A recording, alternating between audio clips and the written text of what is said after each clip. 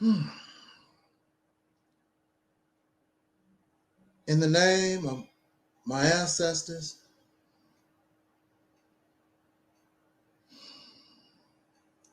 peace forever and always, and welcome to another edition of what we call the Realities Temple on Earth Internet Ministry. I am the gatekeeper, the host of this program, known here on social media, wherever you may find me. I am known as the mighty Angel Snub 7. I am your soul brother, number one. Welcome to this spontaneous broadcast. Welcome to this spontaneous rant.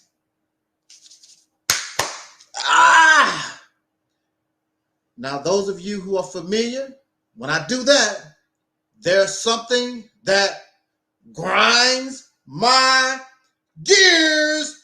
Woo! I just want to rant. I just want to knock the dirt off my shoulder. I just want to rant. Now, how we want to get this commentary started? Look at him. Look at him.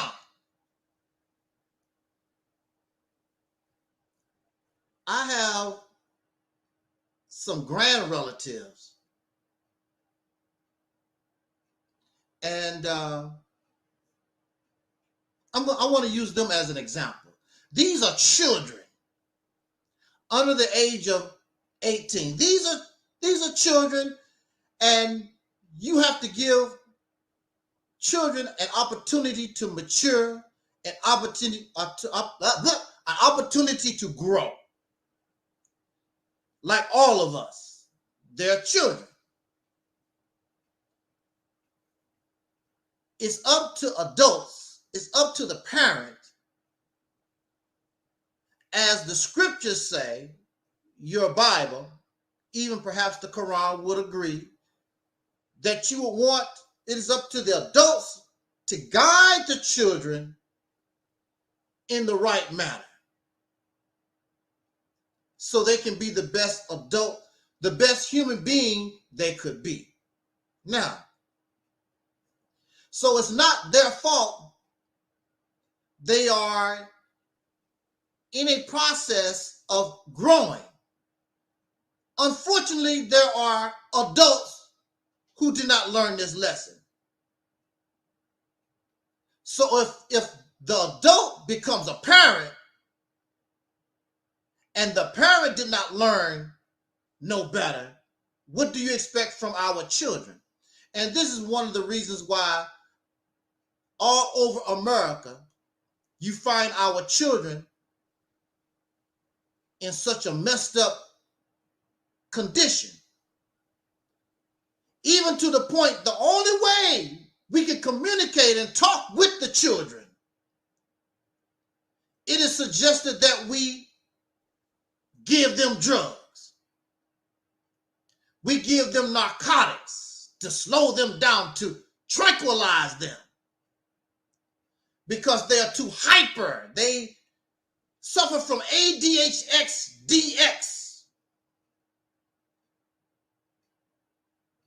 And we have to tranquilize them. The beginning of showing the child, if you want to solve your problem, if you want to feel better, turn to drugs. It's legal drugs right now. And you are buying your drugs and you're getting your drugs from legal drug dealers. But soon the child will begin to lust and yearn for illegal drugs because they are more powerful and it's just more cool. They will find out they are more cool. It's more hip to smoke the weed. I've never seen adults gone crazy over drugs. I believe it is the Dutch or Switzerland, one of those European countries. They just legalized marijuana and everybody is so happy. because we finally solved the homeless problem. We finally don't have to give our children ADHDX drugs. They're not celebrating the murder rate has gone down. They're not celebrating that we have more college graduates ever. They're not celebrating the end of war. They are celebrating, I can smoke me some weed legally. Dope fiends all over the earth. Drug addicts.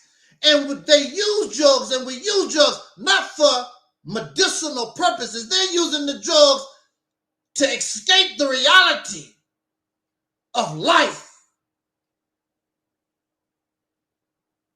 We use drugs, we use pornography, we use alcohol. I just want to have fun.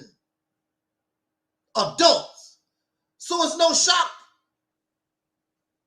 what we see in the children, because they learn it from their mama. They learn it from their daddy that it's fun to drink.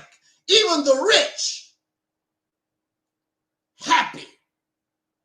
You would think that money makes you happy, but I'm happier because I can afford to buy all the liquor, all the drugs, all the porn that I need. And then they cry at your funeral. Oh, that was so sad what happened to Whitney Houston.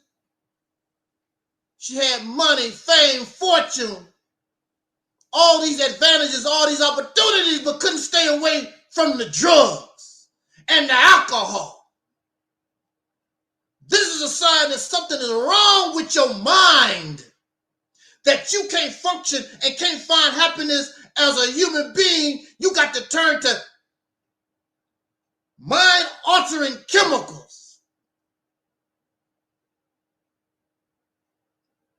And they put a lot of accolades on our sister Beyonce this week.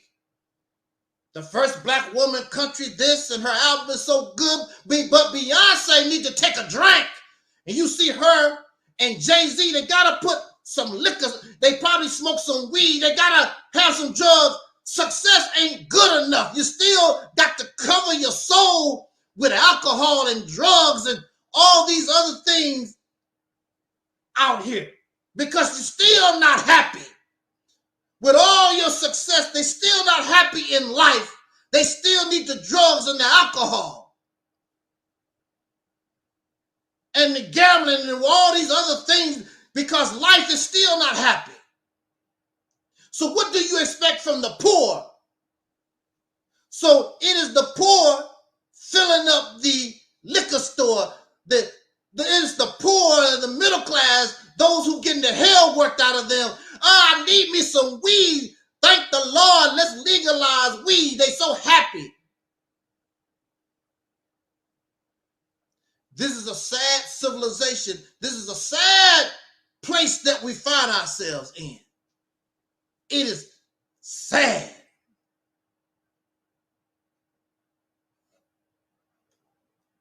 You don't drink. You don't smoke. You don't drink and you don't smoke. You the oddball. At least you should smoke recreationally, just to be social. Drink a little liquor just to be social.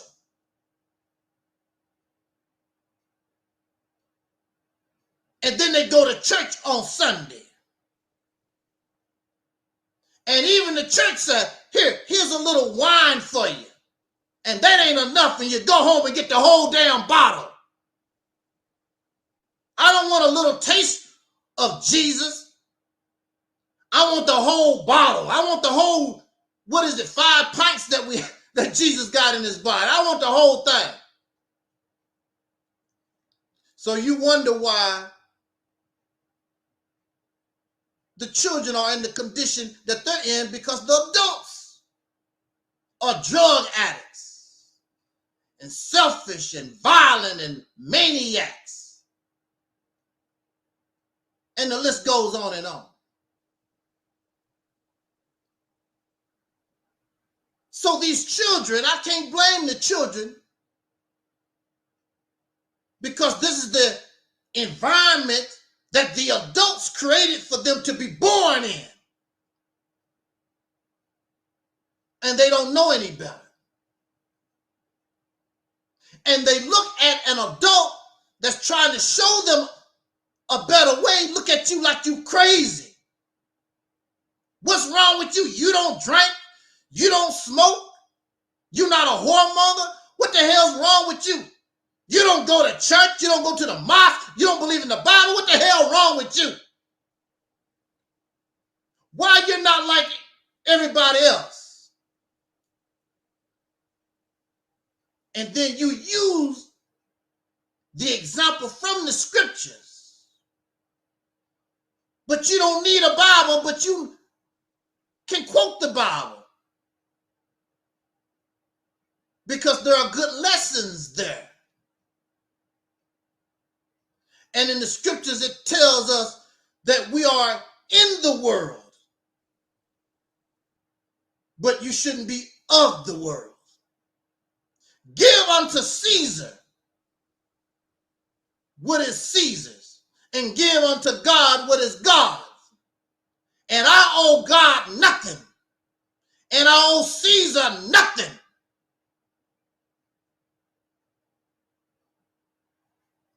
How can you talk like this?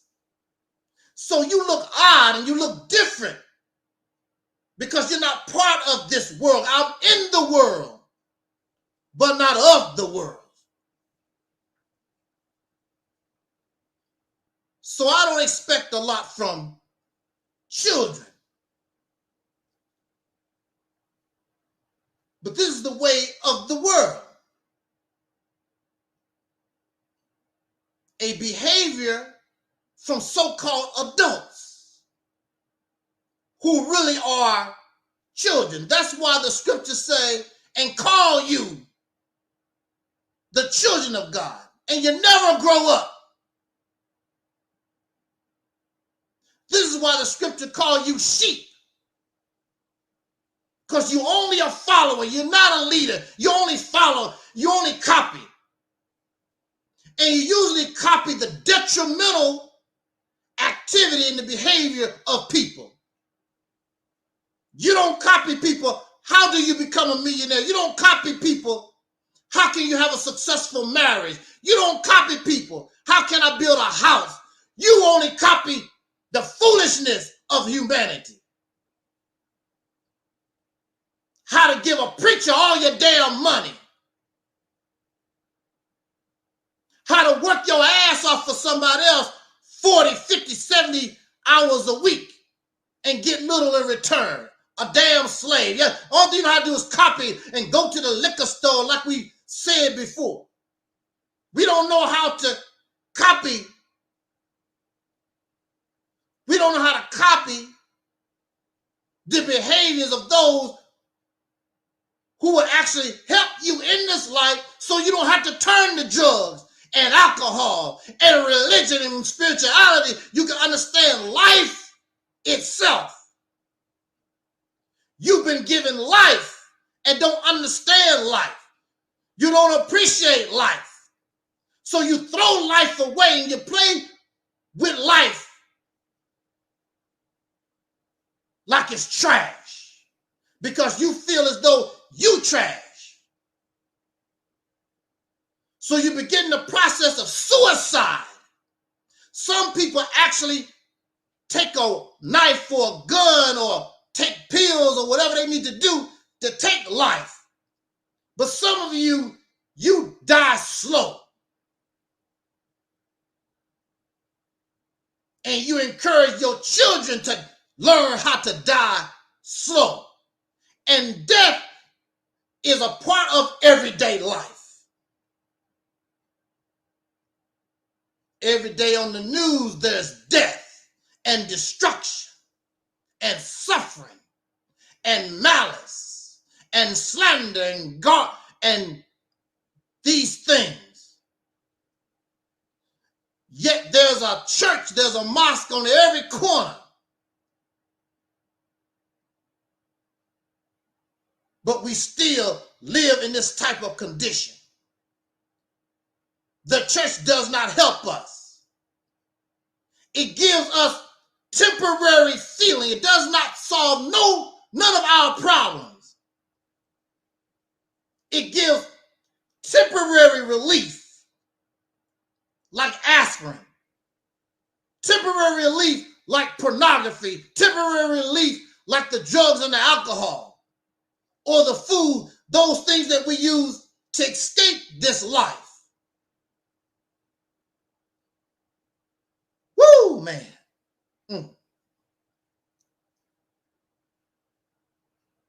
Poor children. No adults. Just people with the physical form,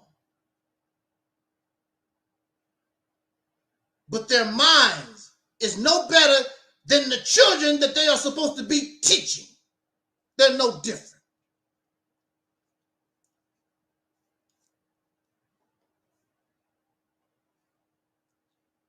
I want to say,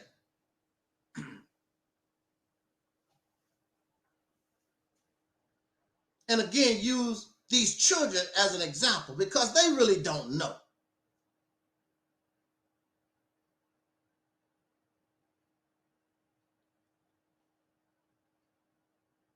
Last month would be 4 years my mother has been gone from this earth. 4 years rather, 4 years. And before she passed this life, I would take the children to go see our loved one, my mother, their great-grandmother. We would go to the nursing home.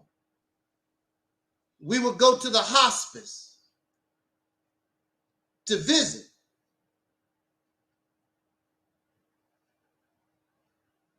If you have a loved one in hospice or a nursing home or even in jail, you don't know how precious that visit is. When I was locked up, there were people that never got or never had a visit from nobody. And you're alone in this world. There are those who say, I don't need nobody, but the essence of the human being, we know we are social beings. And I don't care what you say out of your mouth. It is always nice to have somebody that you know care about you. There's somebody that you know love you a little taste before you leave this world. And so when I was locked up, I appreciate every little visit that I got. And I know how important that is because I experienced that myself. So now, we take them, or I take them, to see their great-grandmother. I never had an opportunity to meet my great-grandmother. I always wonder about my great-grandmother. I never had an opportunity, and they tell me she was right down the street.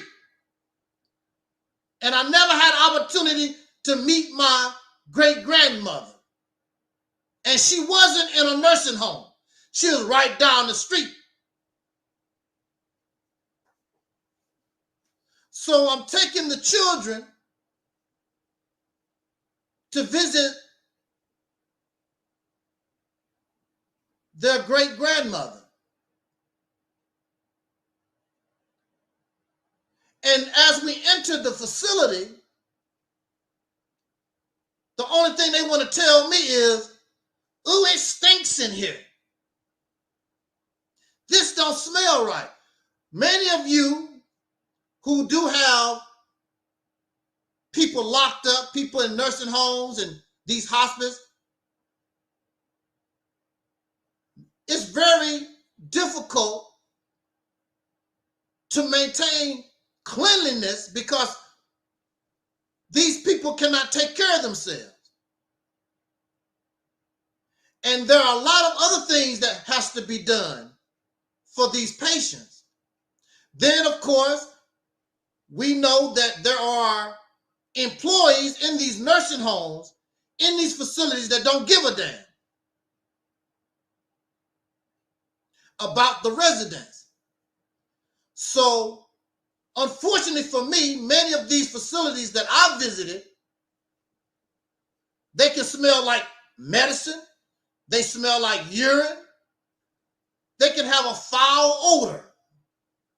And many of the residents, it's very difficult to keep them clean, have to put on clean, because they have to, a lot of them, they have to give them a bath and all this type of thing. I mean, it takes a lot of care.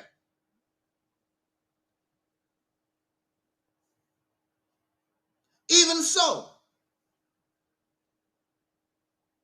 we're there to visit my mother. We're there to visit your grandmother. And so we visit our relative, and the only thing these children can talk about is smells, it stinks. The only thing they can talk about is other patients in the facility, people suffering from dementia or some kind of other ailment. That's all on their mind. Can't focus on the visit. It stinks in here. It's nasty. And then when we leave and stop by a grocery store, there's a poor brother. Do you have a dime? Do you have a dollar? He's he looks homeless. He's not well kept. Oh, he stinks. Oh, he's nasty looking. The children. Now, these are children. Adults do this too. So the nursing homes stink, disgusting to them. And this man begging for money, he stinks, he's disgusting. Everything about them is stink, disgusting to them. Now, this is the ironic thing.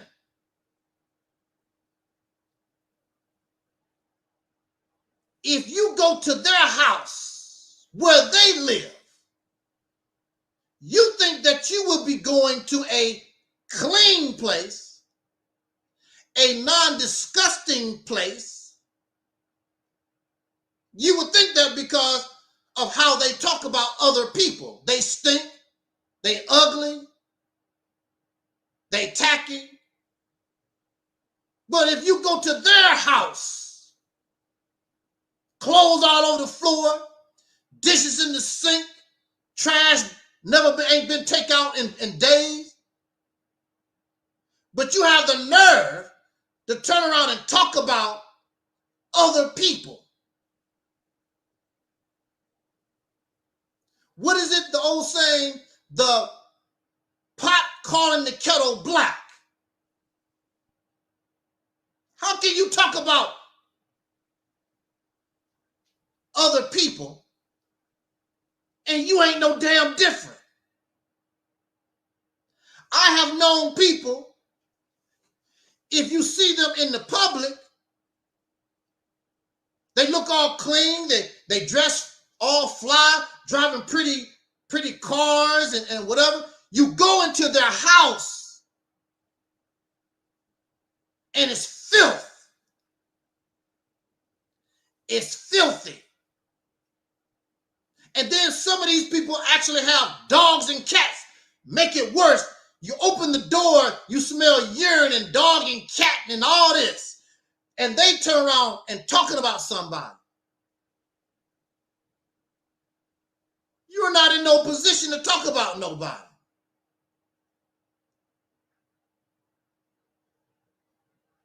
So I'm bringing this rant.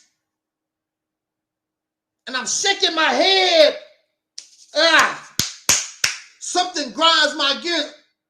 What's grinding my gears in this black conscious community, garbage, whatever you want to call it, the Pan-African community, whatever they want to call themselves. There's a word that they like to use. Negropean. That's a black person caught up in the white man's culture who think he white or whatever. They love to use Negropean and coon and sambo, these type of things, because I'm better than you are. But look at their house. What make me a Negropean? And you better than me. You drink the same water I do as the Negropean do.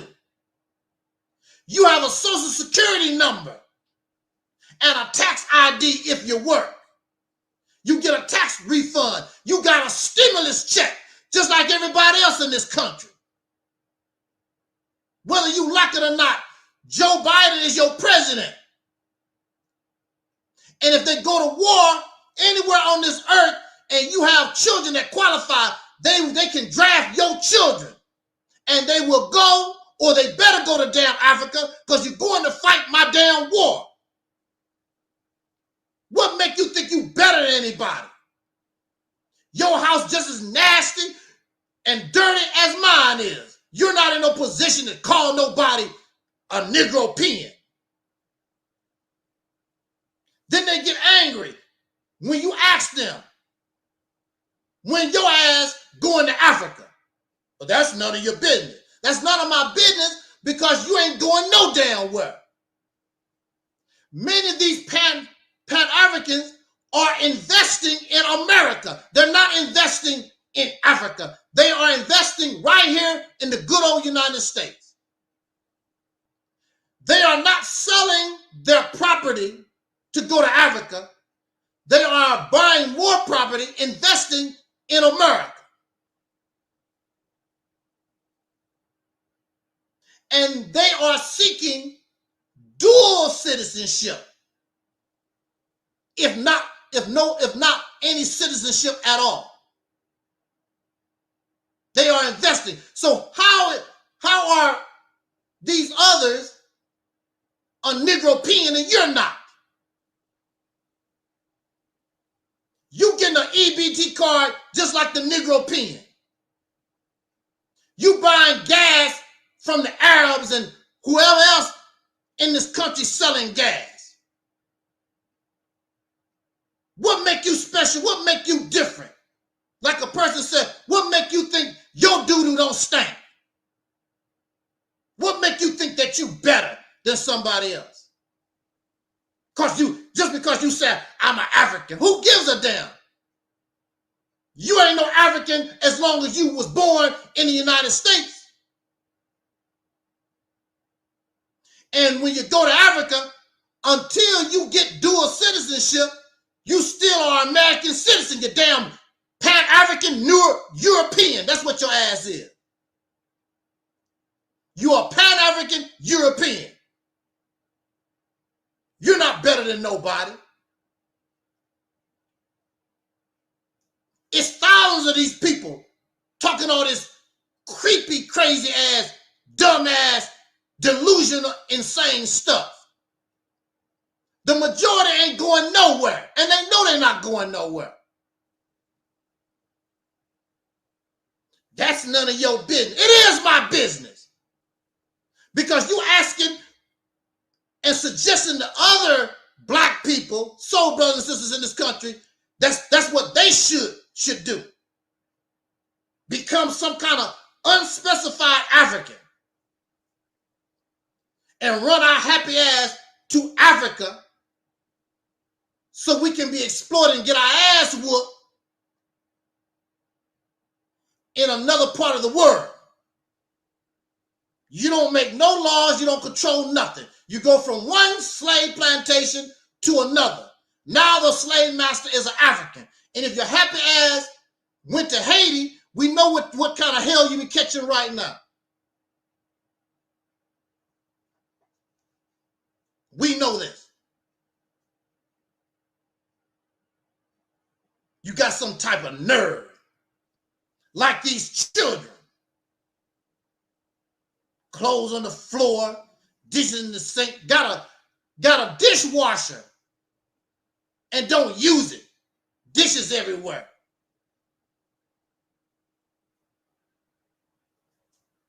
Everybody stink, everybody disgusting. Your own house not clean. You're not what you claim that you're supposed to be. Got a lot of damn nerve.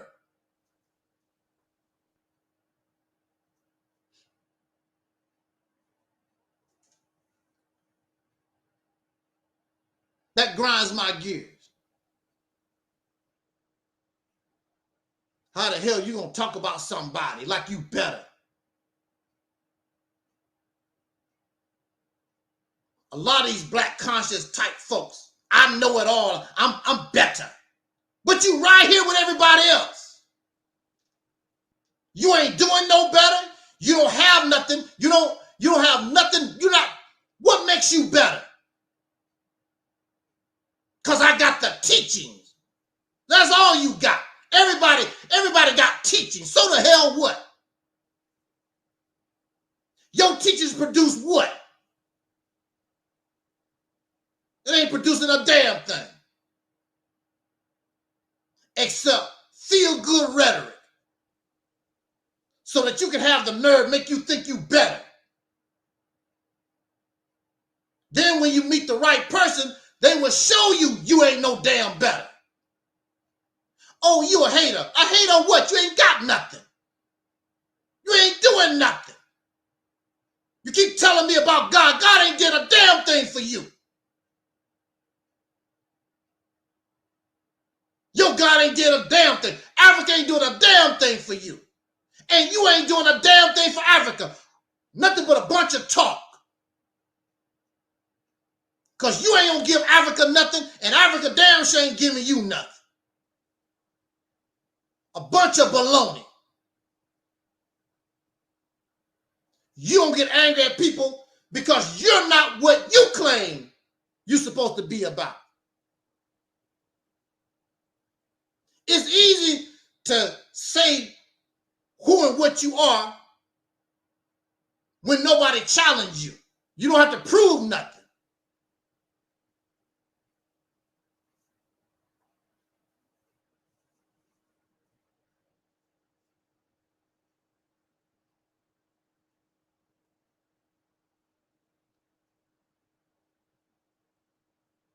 We have somebody, lunch break, Chronicles, welcome to our spontaneous broadcast. And you are a Nation of Islam cheerleader. You really believe in that stuff. All praise to Allah, I'll be like Muhammad. All praise to Allah, I'll be like Muhammad. I'm not impressed by that.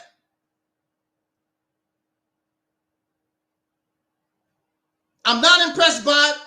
After 100 years, almost 100 years of Nation of Islam teaching, what do you have?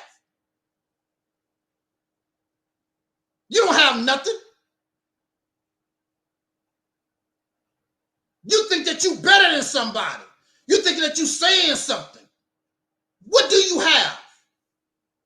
You don't have nothing. My people been been in the Nation of Islam ever since Elijah Muhammad was here. They don't have nothing to show for it. Absolutely nothing.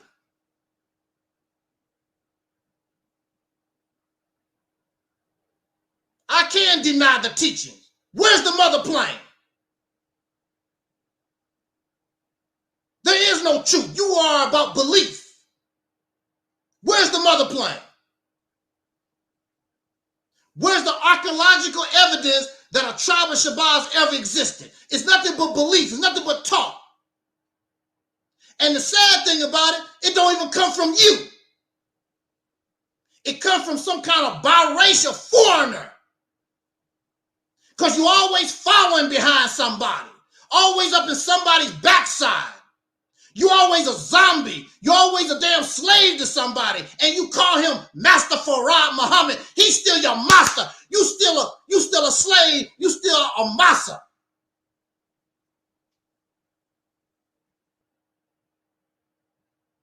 Wallace Muhammad didn't destroy nothing. They direct that towards him to make an excuse for your failure. Where your work? Where your work now? Wallace is gone. Wallace transitioned with his father. Where your work at? What you doing? What you got? The only thing you know how to do is talk. That's all you're going to ever get is talk.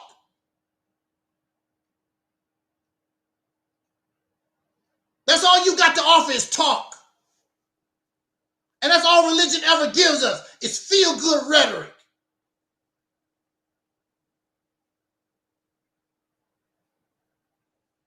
Jay-Z and Beyonce and many of these entertainers, they never believed in that.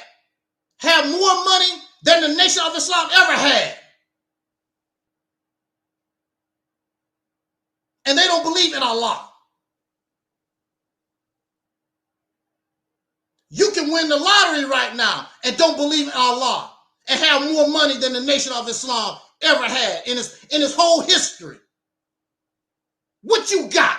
You don't have nothing.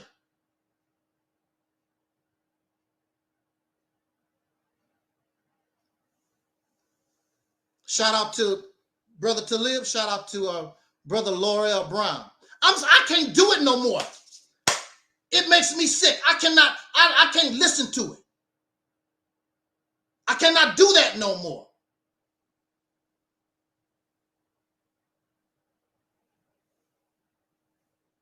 Nothing but excuse making. We would not have accepted the teaching in 1930 from him. They accepted the teachings of Marcus Garvey. He was a dark-skinned man. No, you still worship white folks.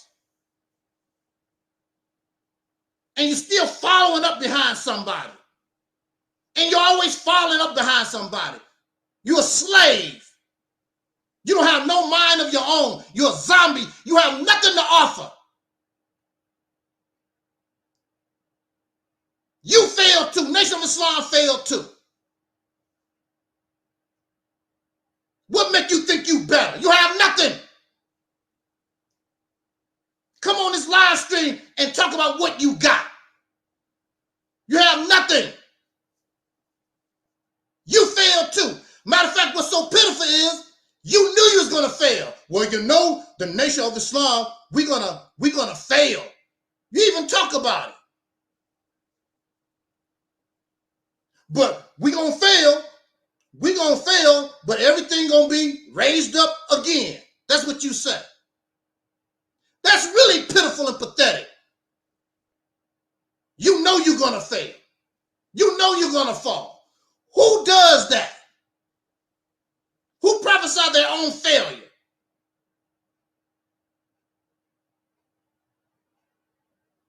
And so now you got somebody like Louis Farrakhan, a popular entertainer, bringing all this back up again, and he don't have nothing. Out of the 40 years this man's supposed to be working, don't have nothing. You didn't have everything when the message is over-exaggerated. People were still barely making it, just like they are right now.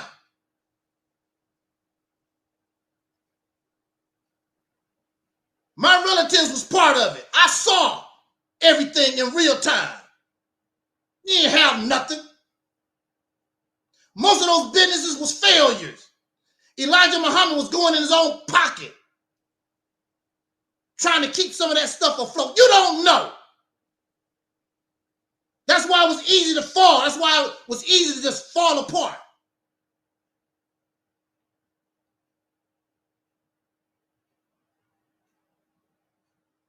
The Million Man March was an opportunity to really lay something down, but they didn't have nothing to give us. It was nothing but a church revival. That's all it was. A history lesson. I was there. You can go on YouTube, but I was there.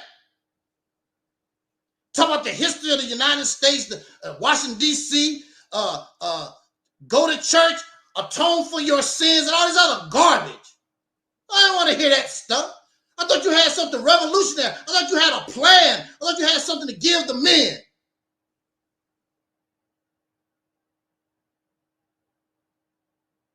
People live in the past. This poor brother or sister, I guess it's a brother, lunch break crowd, they live in the past talking about what we had. This is 2024. Nobody don't care about what we had. And it wasn't all that great then. I know, I lived it. I saw it too. It was nice to talk about. It's like these companies. Some of these companies, they try to make themselves bigger than what they really are. Then when the economy have a turn, they start firing people, and they have to, and all their businesses start closing because if they really wasn't as big as you thought they were. The Nation of Islam, people put on a show to make themselves look bigger. It's a little lizard that blows himself up to make himself bigger than what he is, so other animals think he's so big they don't want to eat him. That's all the nation. That's what a lot of folks do. They put themselves out here to make themselves bigger than what they actually are. And that's what all these organizations and churches, I'm bigger.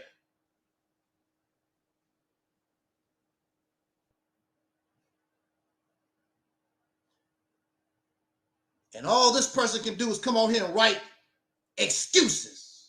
What they learned from a DVD. What they learned from somebody else, excuses. People is a hypocrite. Why you ain't no damn hypocrite?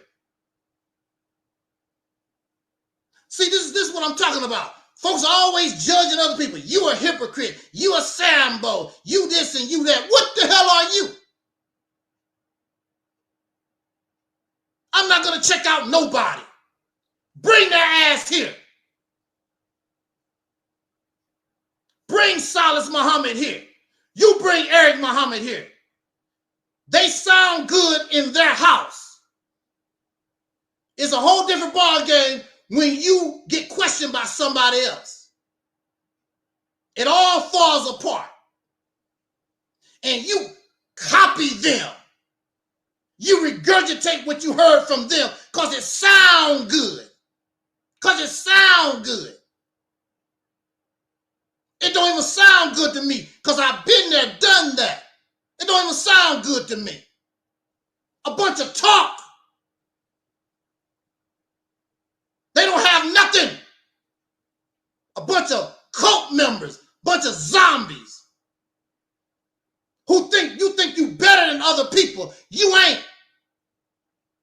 And every time these suckers come to this platform, we show them really quick that they ain't like that. Copying and regurgitating. Plagiarizing.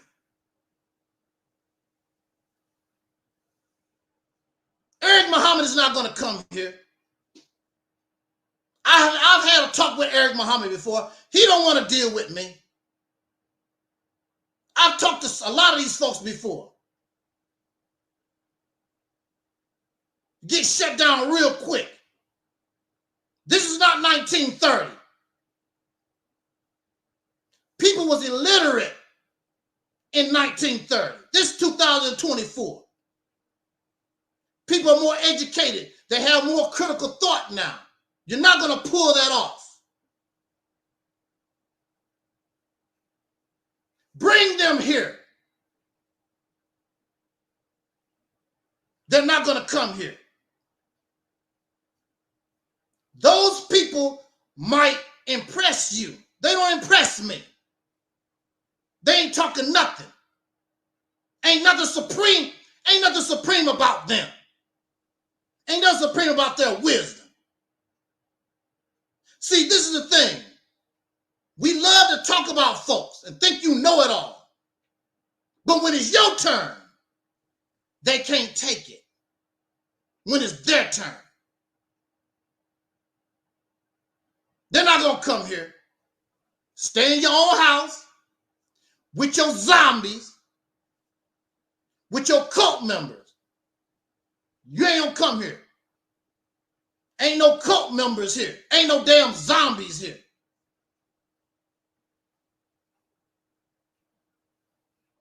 Folks talking about things they don't even know nothing about, just copying them, regurgitating what they heard somebody say. They don't know nothing. When I bring something up, it's because I know. I don't need to hear Farrakhan. I don't need to hear Eric Muhammad. I don't need to hear nobody because I know. And if it's speculation, I would say that. Or if it's my belief, I would say that. I'm not going to come on nobody's chat room. I'm not going to come on no video regurgitating some garbage that I heard. That's why it's difficult to mess with me, because what I'm talking about, I know.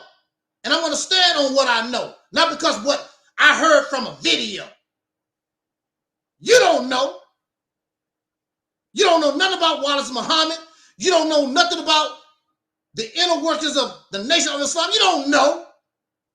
The only thing you can do is believe in what somebody say. And people love to lie.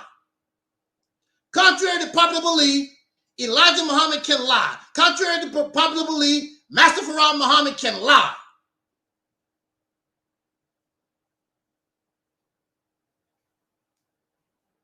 You can continue to live in delusions and fairy tales and mythology. You can keep doing that. I don't do that. That's why you'll never get nowhere. Living in la la land, living in fantasy and fiction, hallelujah land. You ain't no better than Christians are.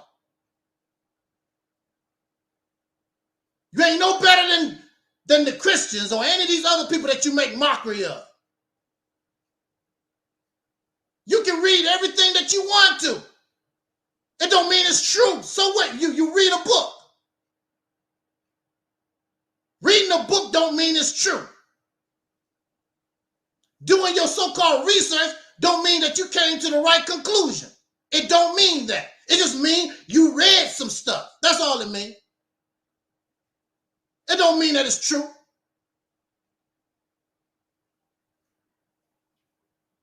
We think we better than others. But I'm looking at the results. What have your reading got you? Nothing. You have nothing except excuses for being a failure, being a damn loser.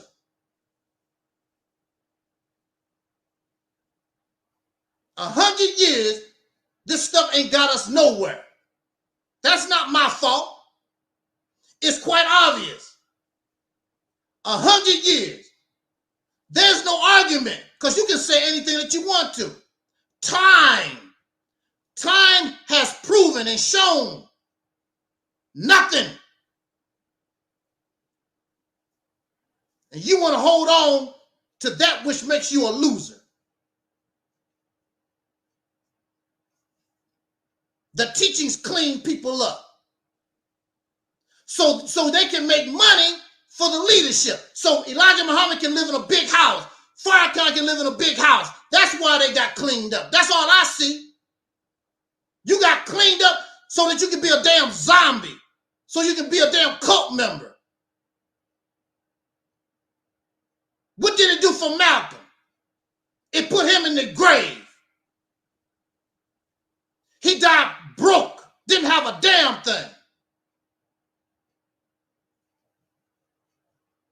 In the movie Malcolm X, Sister Betty asked Malcolm, we don't have nothing. You put all your life into this. What we don't have nothing. Those people aren't your friends. But Malcolm was a zombie. He couldn't see what was going on.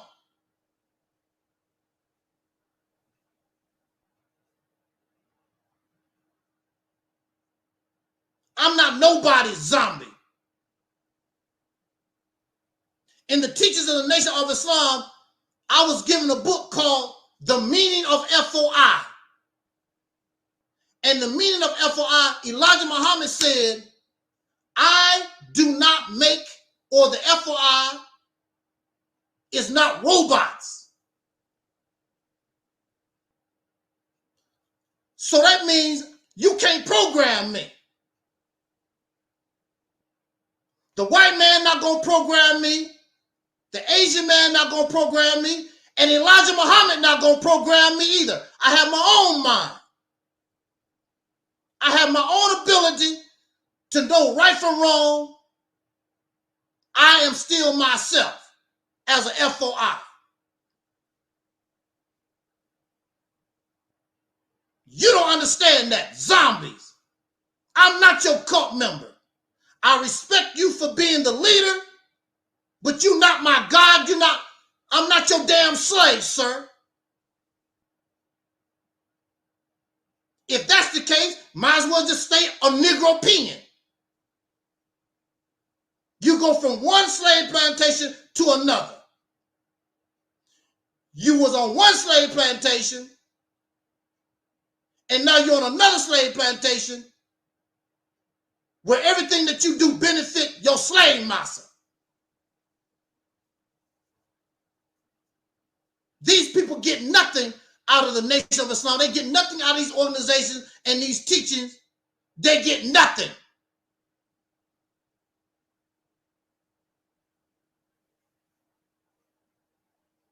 Speaking of loser, we're going to get out of here. Speaking of loser, I'm tired of talking about losers.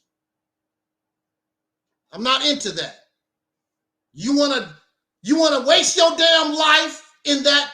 Go ahead. I don't do that. Loser stuff. Speaking of loser, now, like I said, I don't keep up with a lot of these folks. I'm just not into. They have nothing. They've said the same thing. They're not progressing. They haven't done nothing. If they were progressing, if they actually was doing something, I would help them. I'm not them. I would help them.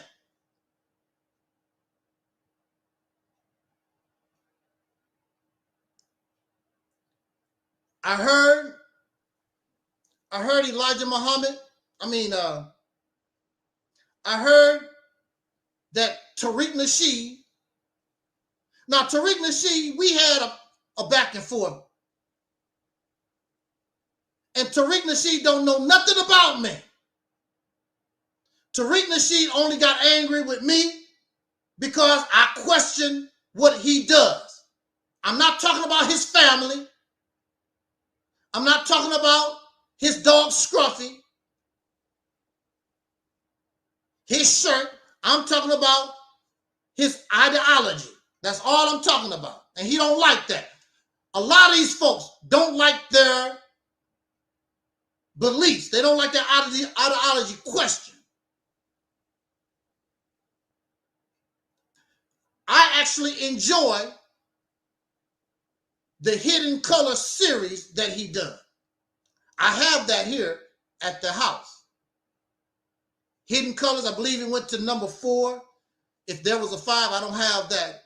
But hidden colors, I enjoy hidden colors. I respect Tariq Nasheed. In fact, I respect all the brothers and sisters. I respect their intelligence. I respect their talent. But don't you come in my face and make you think that you better and smarter than I am. If you better and smarter than me, then you need to prove it. I don't give a damn because 100,000 people listen to your happy ass. That does not prove you better and smarter than me. They don't like being challenged. I'm not talking about your mama. I did not cuss you out. I'm not using profanity. I'm questioning your ideology, your opinion, your so-called strategy. This is not personal. They don't like that. But when you heard Tariq Nasheed talk about Angel Snubbing Up 7, he want to try to talk about how I look, which he really can't. He really can't. I come on here, I know I look sharp, and sometimes I come on here in my pajamas. Sometimes I can come on here any kind of way the hell I look like. I could be making a video looking like a homeless person on the street. What do that have to do with the opinion, the ideology? Has nothing to do with that. He don't know anything about me. So he's trying to attack those things he can see. Because he don't like somebody, you're chump. A pitiful chump. See, these folks not gonna mess with me in person. And whenever they talk about the realities temple, they try to attack me as a person. They never attack the ideology, the opinion, or the vision of Operation Exodus Mississippi. They try to attack me. You don't even know me. So what? So what? I got gray hair. So what? I got a big nose. Who gives a damn? That's all they have. That's why when the flunkies come here, because the big boys never going to show up, when the flunkies come to the chat room, when the flunkies come here, they get ate up. Not because of me, because they want to bring that regurgitated, copycat, plagiarist garbage here. And they cannot even get it off. These people cannot even explain it. How many times have we had flunkies come here and I sit back in the cut? Well, it's your show. Go ahead, talk. They might talk, 5 minutes? That's all I got to say. That's all you got to say. What you come here for? They're just copying somebody. They get hyped up over what Eric Muhammad said, what Tariq Nasheed said, what Taharka said, what Sanetta said. They get hyped up over that stuff and can't. And then when it comes to explaining, they cannot explain it. Here you are, explain it. Teach us. I'm not giving you 15 minutes of fame. I'm giving you an hour and a half. What do you need? That's all I gotta say. Clown ass folks. And the best thing that you can do is write your comments in the chat room. Because you're not going to come here because you can't explain a damn thing.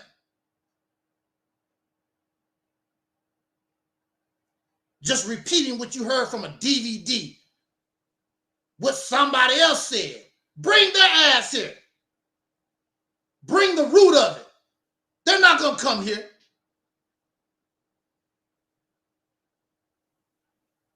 Had a brother on here talk about I was hurting his feelings. He felt like he was in a courtroom. You're damn right you're in a courtroom. And what's wrong with that? Yes, you are. What you talking about is on trial. You're damn skippy. I don't mind being on trial. But even if I'm wrong, I appreciate you show me my error. I appreciate it. It makes me stronger. It makes me better. Because I'm not loyal to nobody except the truth. And you can find truth in any vessel. I embrace Nation of Islam teachings. I embrace Moorish science teachings. I can embrace the church. I can embrace anywhere because there's truth. As the scriptures say, even the devil, there's truth. But I'm not going to bow down, and you're not the truth. You contain some truth, if you can see that. And I'm not going to worship you and be your damn slave. That's not going to happen. You can take your divine happy ass somewhere else. Shout out to the dark side of the moon.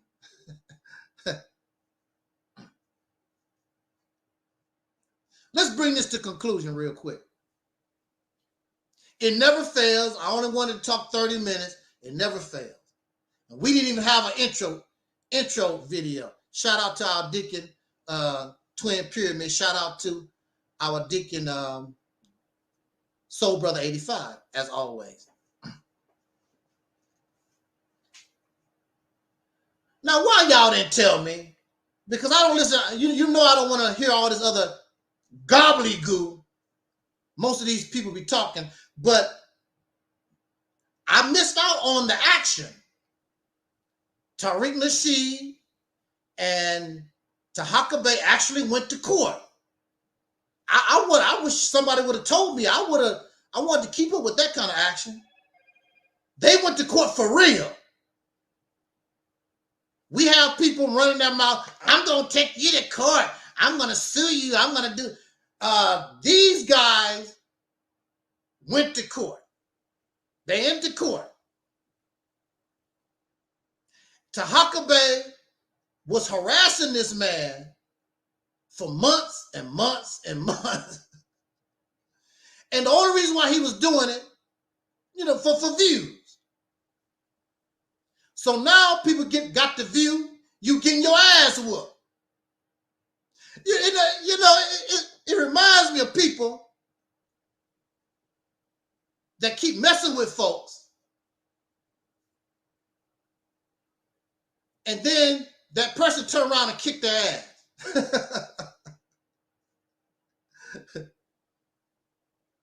Tariq was trying to ignore this guy, but his platform is big enough, he could not be ignored.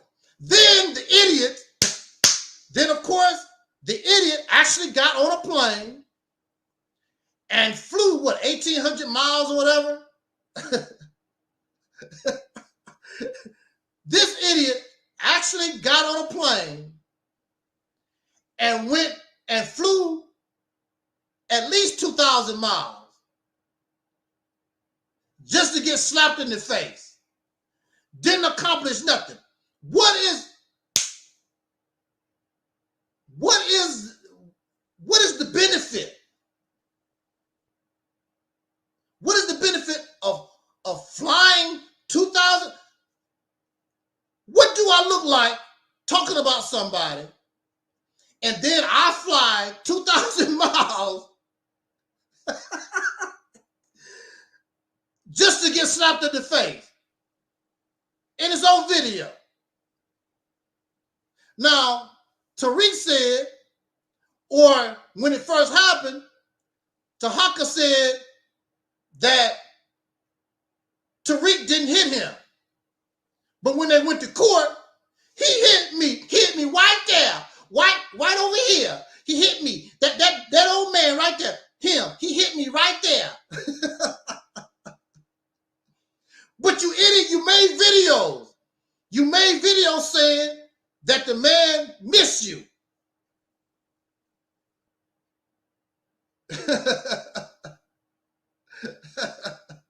But when you go to court, you want to try to get some sympathy from the court. He did. I didn't even do nothing to him. He hit me right here. See, on this platform, it's like going to court. What Eric Muhammad do, what Louis Farrakhan do, what Elijah Muhammad would have done, what Malcolm X would have done, all these people, what you do in the public arena, you can get away with. It's a whole different ball game when you go to court. And Tariq said that Taharka actually had the nerve to bring some of that Moorish, what do you call it, psychobabble. You know, all that old garbage about the law. Those courts, that don't work in the real world. That don't work. Even my situation. Many of you know that I was locked up for 10 years in the crazy house, right? But I took them to court out of their friends. It was a whole different ball game. You ought to see how scared they was. They were shaking and trembling. See, it's a whole different ball game. See, all these teachings that y'all got and all these beliefs, they work out here. See, you're lucky that you can't take preachers to court for fraud. When you take money from people and you don't give them what you promised, that's fraud. But see, the church can get away with that. And the courts don't deal with it. If you stupid enough to give these damn fraudsters your money and your time, that's your business. So you can legally defraud people by teaching God and these lies and selling these feel-good stories. You can do that in the name of God. But if you go to court, it's a whole different ball game. They don't care about what you believe. It's not about what you believe, it's about what you can prove. And I know all these comments in the chat room, and people want to defend Elijah Muhammad and Farrakhan and Taharka. That's easy. But in a court, you got to prove. And Taharka could not prove. And he took the big L. Why y'all didn't tell me about this? Because y'all know I enjoy court stuff. Because that's how we roll here. Put me on trial. Anybody want to put me? You can put me on trial on my own channel. Who want to put me on trial? You can do it. You can do it on my own channel. You can be the prosecutor, and I'll be the defense. Whatever you want to charge me with, put me on trial. I don't care. I love it. I want to be on trial. Because it should not be about who you like. It should be about the truth.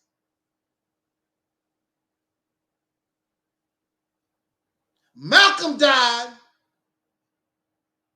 because of what he was taught. Malcolm was taught protect the black woman. And then these idiots turn around and condemn the man because that's all he was doing. But the leader, the cult leader, was involved.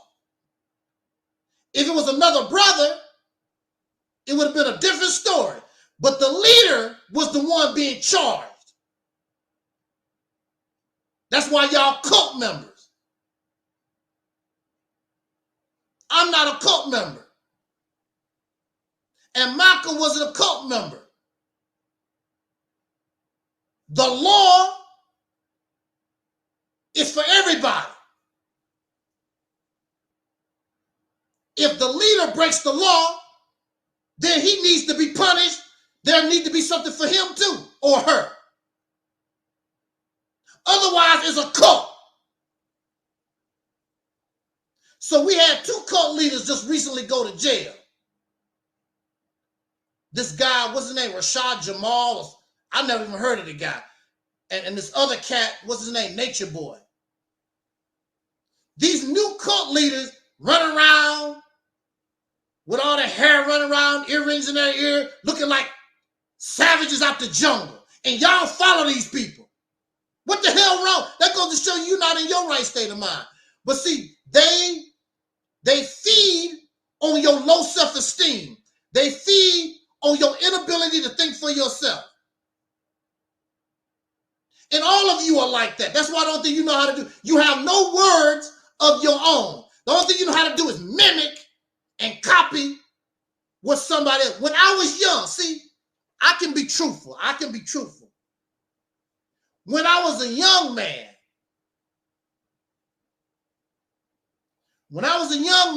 17, 18 years old, see, I can be truthful. See, I was still a child. I was a teenager.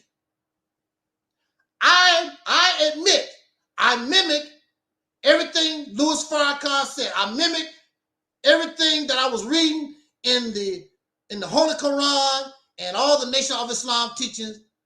I was 17 years old.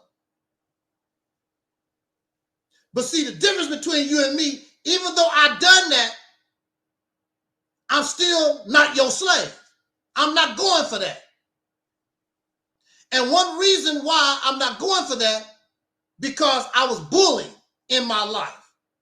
And ain't nobody gonna bully me no more. I don't want to hear your garbage. Ain't nobody gonna run around telling me I can't do this and can't do that. You're not my damn daddy. My daddy didn't tell me what to do. My mama don't even tell me. I'm gonna let some sucker, because he divine. The hell with you. I'm gonna give you all my money. Here I am, I'm washing dishes. And I'm gonna give these suckers, I'm gonna give Louis Farrakhan getting money all over the country. I'm gonna give him my money too. I'm washing dishes to survive. What do it look like for me to give this man, I'm a teenager, my money? They still in the chat room cheerleading Elijah Muhammad. Elijah Muhammad is dead. It worked. His program worked for him. His family didn't have no problem eating. My people had to work. They had to get that, they had to get a pension. So now that they older, they can live off the pension. The Nation of Islam gave them nothing. They gave Elijah Muhammad thousands of dollars. They gave Farrakhan thousands of dollars. If it wasn't for their work, they wouldn't have nothing.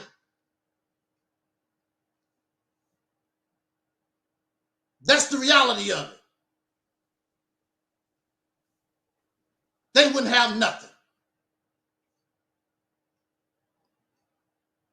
The only ones who really benefit out of those teachers was the high ups, the ones that was close to Elijah Muhammad. They got all the money.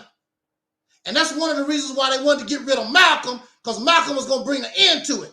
That's the reason why they don't like Wallace Muhammad, because Wallace Muhammad was getting rid of all that Hasidity, live high on the hog stuff. Your ass gonna go to work.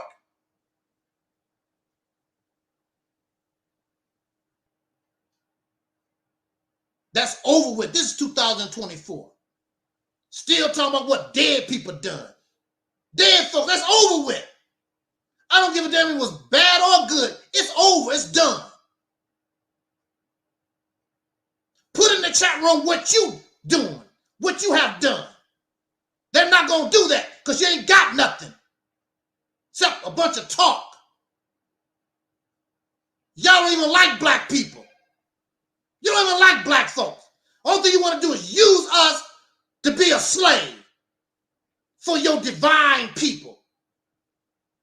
You don't like black folks like that. I just saw a video on Facebook. These FOI was beating up somebody. They say it's a white guy. Most people say I couldn't really see if it was a white guy or a black person. I don't know. They out there. What is this? World Star Hip Hop? If you're a peace lover, why would you want that on the internet? You don't want nobody to see that on the internet, and you bragging about it. If you attack us, you get your ass whooped. That's World Star Hip Hop behavior.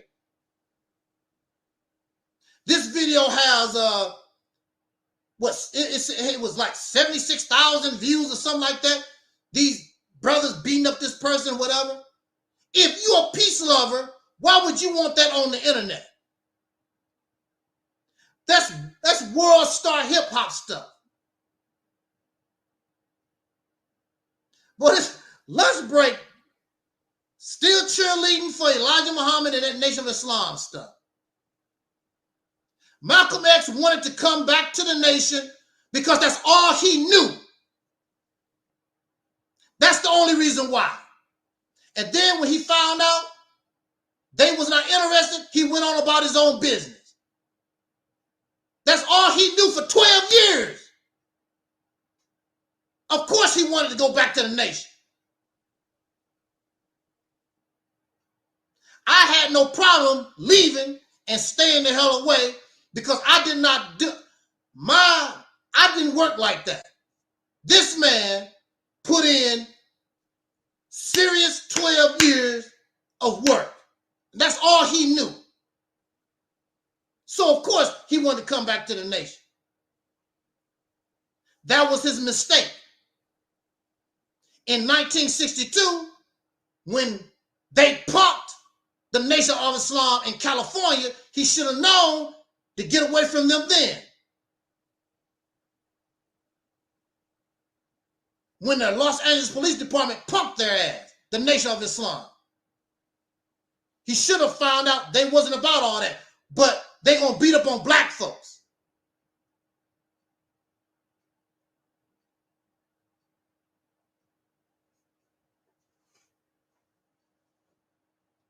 Malcolm was as intelligent as Malcolm X was. He was a zombie. He was a cult member. He was caught up. He believed that he owed somebody something because you saved me. If that's the case, you should worship police officers and lifeguards and doctors and even lawyers, people that save your happy ass. Because they say, matter of fact, they save you for real. All this religious garbage ain't saved you. You ain't nothing but a damn slave. Like I said, I appreciate the teaching, but I'm not your damn slave, and I don't owe you nothing. Anybody that find anything that comes from this platform that's good for them, you don't owe me nothing because you deserve it simply as a human being. You don't owe me nothing. You don't have to put my ugly ass picture on the wall. You don't have to worship. You don't do nothing except be yourself. You owe me nothing. But these people looking for a slave plantation is a whole different ball game. Master Farad Muhammad. You still a damn slave. I used to wonder about that, and I didn't like that either. Master Farad Muhammad. I didn't like that. I used to be in the temple and the brothers going all crazy over Farrakhan, clapping their hands and stumping their feet. I'm like, damn, that's gay as hell. Y'all gay. Lunch break, is you gay? You riding the jockey strap of Elijah Muhammad, he's a man. Master Farad Muhammad is a man. Eric Muhammad is a man. Where the women in your life? y'all gay. I'm sorry. I'm right here. I don't know what y'all talk. Y'all too masculine for me. I can't do it. I cannot do it.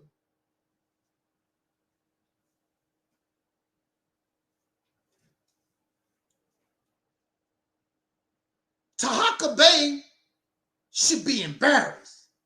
Damn, he got his ass whooped. Because I did a search. Tariq said that the judge told you got to take all those videos that he made about Tariq Nasheed down. He made a lot of videos. And I try to find the videos. They're not there. Damn, Taharka, you got your ass whooped.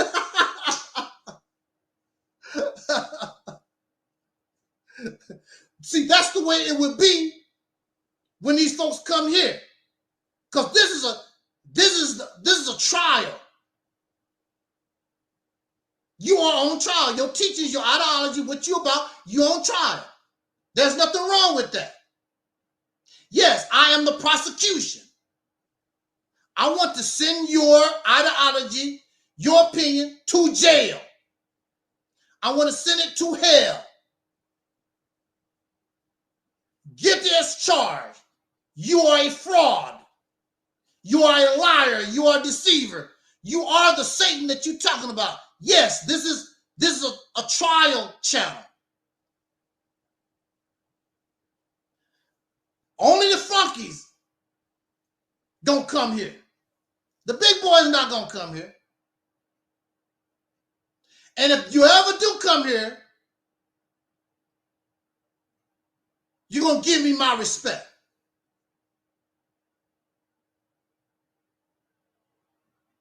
And you're gonna give me my respect whether you like it or not. Because you're gonna get your ass whooped really, really bad. You're gonna feel just like Taharka.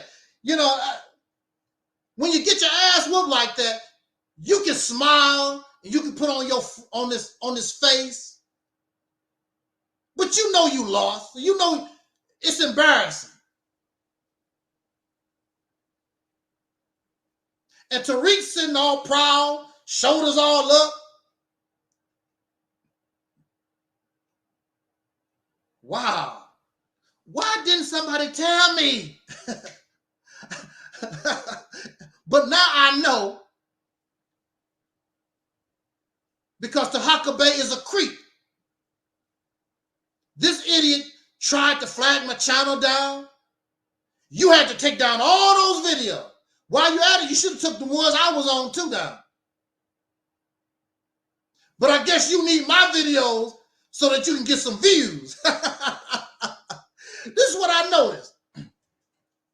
I noticed when we was going back and forth with the demons of darkness, I noticed they could get more videos from my video. They could get more views rather for my videos than I could. I'm like, that don't make any sense.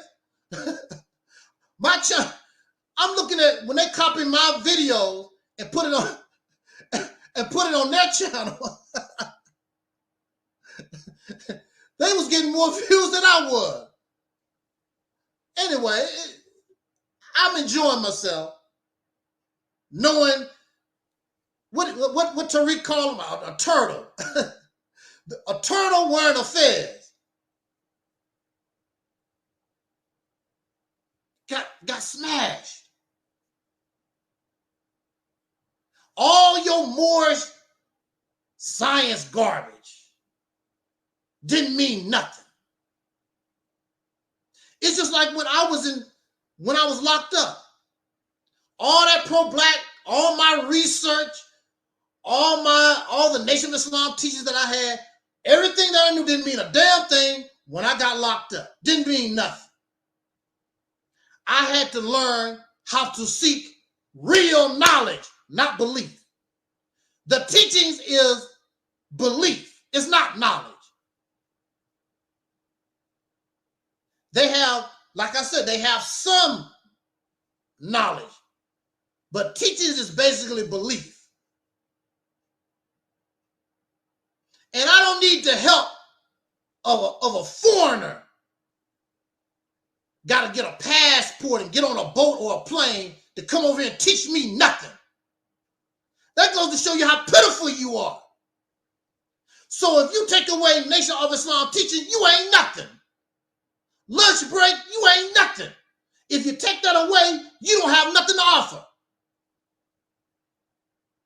If a foreigner didn't come to save you, some kind of biracial that look like a white man, y'all say. That means you have nothing to offer. So how can you come to me and tell me about some stuff and you have nothing without a foreigner? I can think for myself. I don't need no foreigner to tell me nothing. In fact, I'm gonna tell them.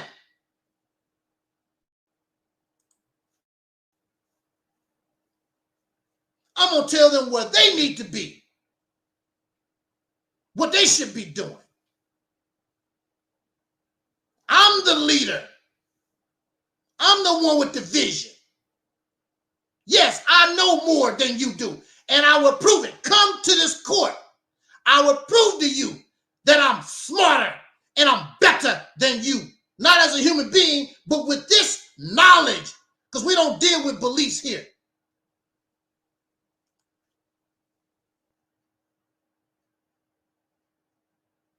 How embarrassing it was for Taharka to go into a court of law and get crushed like that. Woo, man. I wish I knew. I wish I knew. Lunch break talking about supreme wisdom. Ain't nothing supreme about it. What's supreme about it? Ain't nothing supreme about supreme wisdom. According to who? Come here and show and prove that it's supreme wisdom. Yeah. I don't know if he was wearing I don't know if he was wearing his Kentucky Fried Chicken hat. I don't know. With the ponytail. Kentucky Fried Chicken hat with the ponytail. Looking goofy.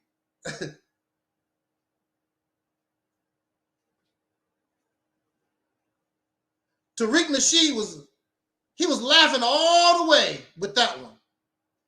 Laughing all the way.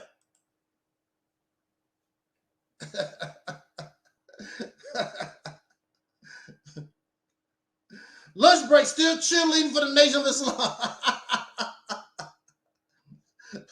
They woke up the dead.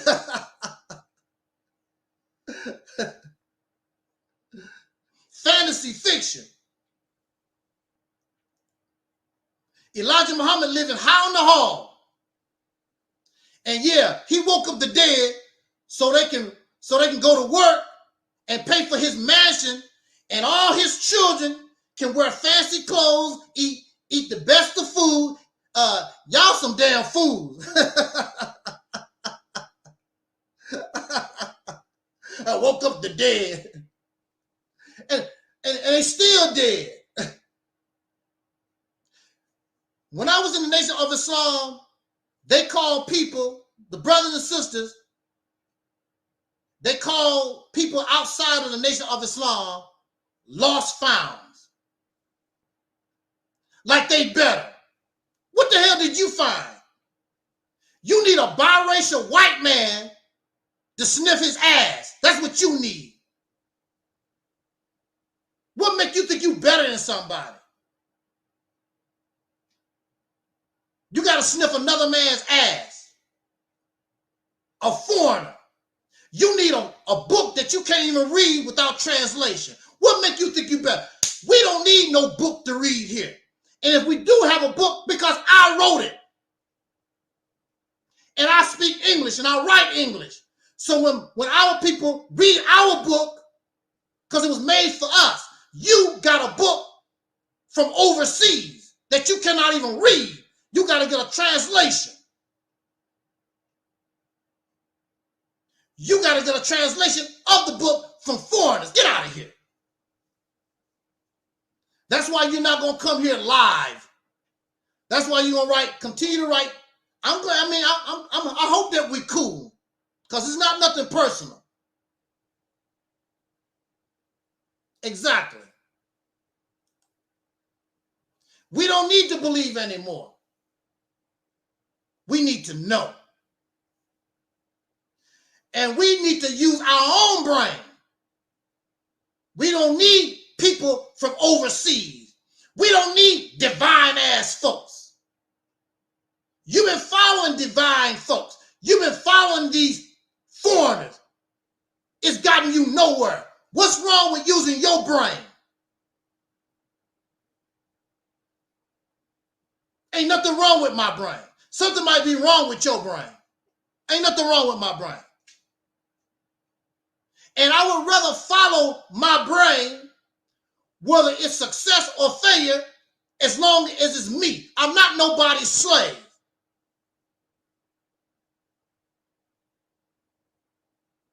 Message to the Black Man is not a holy book. Elijah Muhammad never called it a holy book. Elijah Muhammad taught, put the Holy Quran above all books. That's what he taught. When you go to a Muslim house, the Holy Quran that you got from them damn Arabs is above all books, including Message of the Black Man, Our Savior Has Arrived, The Fall of America, anything that Elijah Muhammad wrote. You put the Holy Quran above all of it. Because you following Arabs. That's their stuff. I don't want it. You need it. I don't want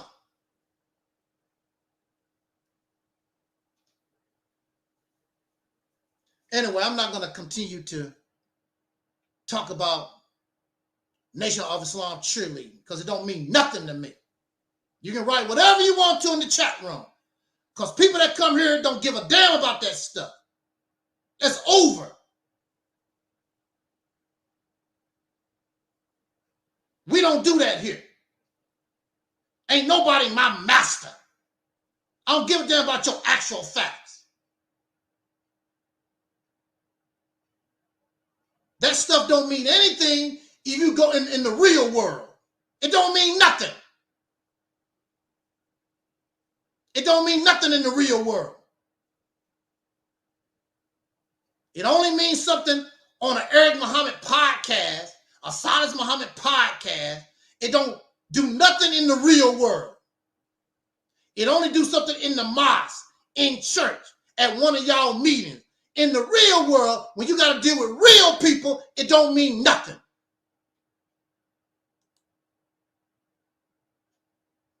This is not 1930. People not illiterate like that no more. People not stupid like that no more. We don't do that here. I give credit where credit is due. If it was not for those teachings, chances are I wouldn't be here. So I give credit where credit is due. But I have evolved past that. Because I don't need that. I don't need that to function. You need that to function. I'm not impressed by that. Don't mean nothing to me. Exactly.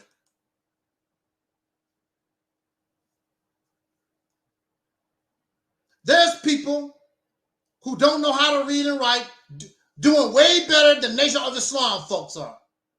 And they don't know how to read and write. Explain that.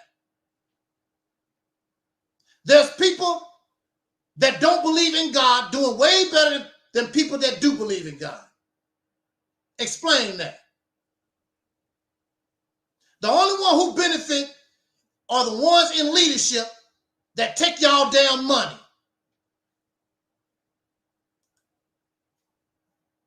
You don't get nothing except feeling good.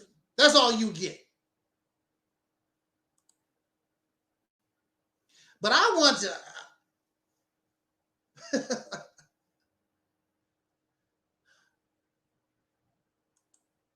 see that Taharka Bay is a dirty, low down thing. He told me that he was going to stop all this beefing crap. And he was going to go, but see, that goes to show you, his teachings ain't nothing. He get all his views from beefing and exposing the scammers. He's a scammer himself. Taharka Bay supposed to have been building this Moorish town village. Took people money. There's no Moorish town village. He put up this website, told people to come to the website, and they supposed to get special videos or whatever. What happened to the website? It's nothing. He's a scammer too. Everything he do fail because he's not what he believes he is. Exactly. What's the purpose of posting her nude photos? It's for views, trying to make money. Just like Tariq said, the man is jealous of Tariq. The man is jealous of Sanetta. He's jealous of all these folks. I'm going to try to bring them down. I'm exposing the scammer. But look at him. But look what happened to you, sir. There's nothing more embarrassing. And there was two things. There was two things in the court had to deal with. And he lost it all. He didn't win nothing. How embarrassing.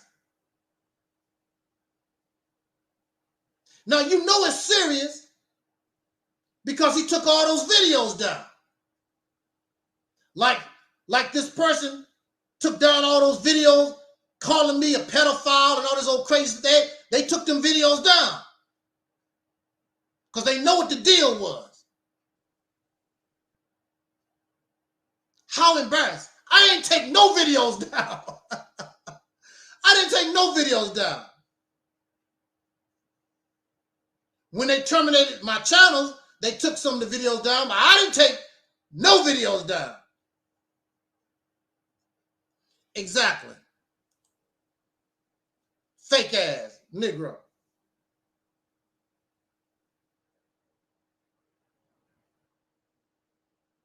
So I want to applaud. I applaud Tariq.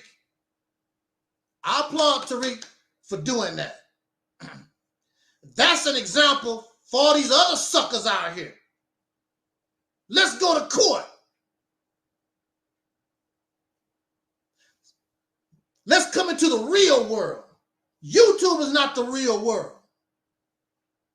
You can run your mouth and say anything that you want to on a YouTube video, in your church, and in your mosque. It's different when you got to come into the real world. The courthouse, because the courthouse don't give a damn. Exactly. Flawless victory. And then the sad thing about it is, when you put things on wax, of which we do when we make these videos, you know what you done is on video. How you gonna lie or try to make up a story when you're on video?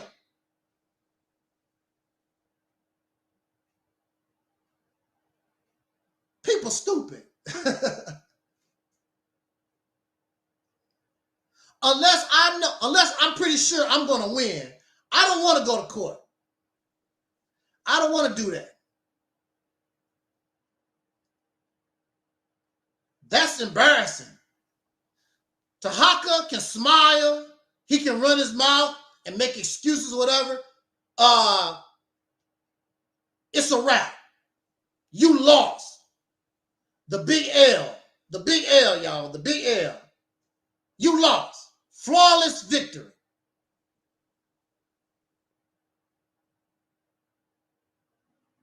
So, foundational Black Americans, 2. Moorish Science Temple, 0. And all you clowns that keep following up behind Taharka Bay, foundational Black Americans, 2. Moorish Science Temple, 0. I mean a big 0. You know they getting clowned. Now, if that ever happened to me, see, you know when you lose. I don't care how you smile or whatever. You know when you lose. Well, the court said rude. But you know when you lost something. You know when you lost. There are people waiting.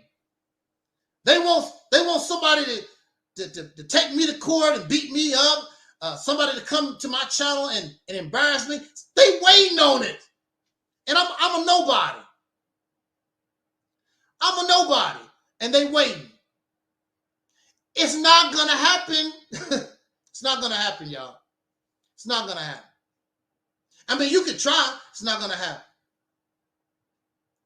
Reality will never be defeated by the teachings. Reality will never be defeated by your beliefs and your emotions. Reality will never be defeated. Never. You can try to attack me as a person, talk about my unjust stay in a mental institution. You can talk about my pajamas. You can talk about my EnVogue poster. It's so pitiful. Do you know that people trying to attack me, they attack my EnVogue. They attack my EnVogue poster. How pathetic and pitiful are you? That goes to show. That's desperation, frustration. You're gonna attack a poster on the wall, but my poster. Hey, look, my poster is women. Y'all into men. I can't do that. You're not going to defeat reality's temple on earth ideology. You're not going to be able to debate. You're not going to be able to defeat Operation Exodus Mississippi Campaign, our vision. You're not going to be able to do it. You can help me make it stronger, but you're not going to be able to defeat it. You're not going to be able to minimize it. You're not going to make me look like a loser like your happy ass is. Y'all happy being losers. We're not losers here. I like winning. You don't mind losing. I'm about winning. If I thought Nation of Islam teaching was a winner, I would be doing that. Losing proposition. Pan-Africanism, losing proposition. Hebrew Israelite, losing proposition. And the list goes on and on. Those things make you feel good. They produce nothing. They only make the leadership rich and wealthy. They don't give you nothing. And I want you to have something. I wouldn't even feel good sleeping at night. And I know that you don't have nothing. But you so used to having nothing, you don't care. So you accept nothing because you view yourself as nothing. As long as the leaders, as long as you take care of them, that makes you a slave. So you can't come here because I don't want you to be my slave. I want you to be free. I want you to be free at last, free at last. Thank God Almighty, you free at last. On that note, Again, shout out to Tariq Nasheed. Shout out to the Foundation of Black Americans. Flawless victory. That's what we're looking for. And I would rather work with you than against you. We should be together and win together. We're going to talk about that, but something is stopping us from doing this, and we want to talk about that on our next live stream later on this week or maybe Sunday. I don't know. I know that tomorrow is not promised to nobody. So if we can make it to Sunday, we might do it Sunday. It might be tomorrow. It might be tonight. We have something to offer, and we want to put that out so the folks can make a judgment.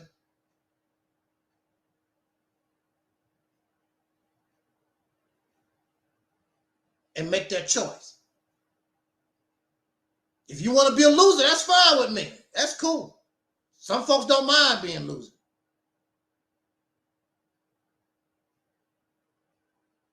Well, in the comment section, you talk about black women. I don't know what you're talking about. Do I talk to black women? I don't know what you want. I know there's a section of us.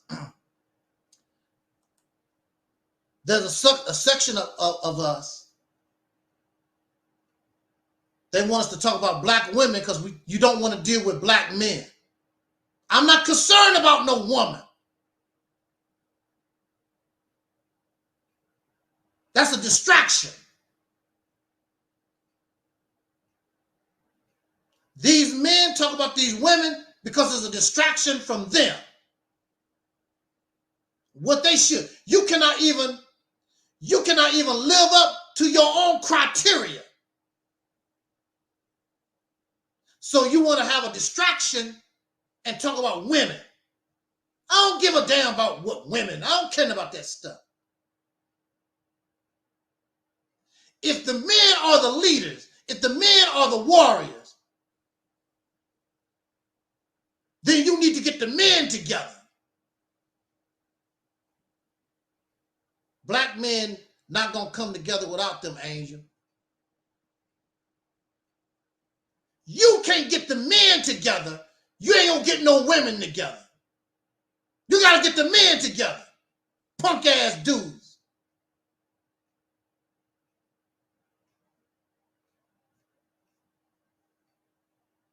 You got to get the men together. I'm not worried about no woman. What you worried about? That's a distraction. If you're the leader, get yourself together. Believe me, they'll follow right behind you. They follow you to the damn drug house. They follow you to the prostitution house. They follow you to the strip club. They follow you everywhere. Get your ass together. When you get your act together and go in the right direction, they will follow you there too.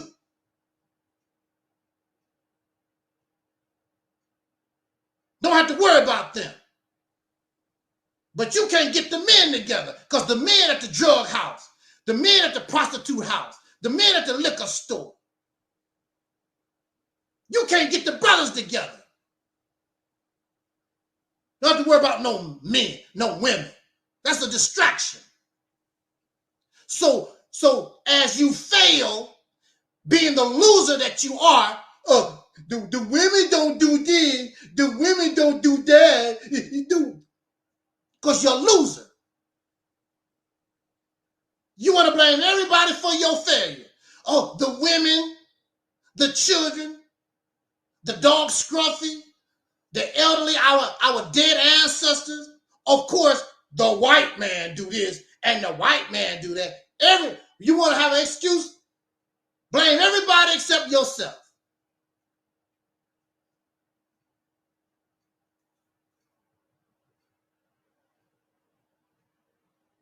What you worried about women for? You worried about women because you scared of men. You can't get the men together because the men will whoop your ass. They don't want to hear it. Get the men together. You scared of men. What you want the woman for? So you can look up her damn dress. So you can get more babies with her. What the hell are you worried about women for?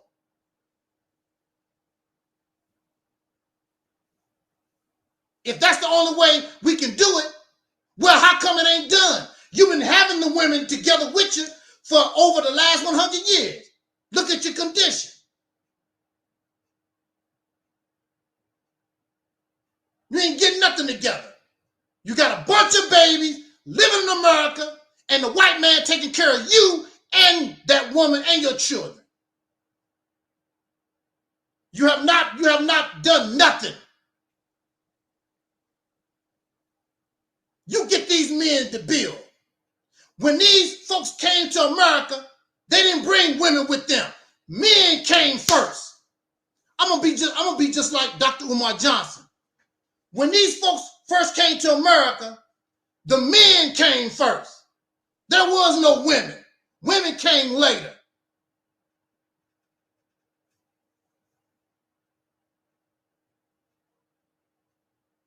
Wherever these people went across the earth and explored, it was the men. Women came later. Men was the one that opened up the door.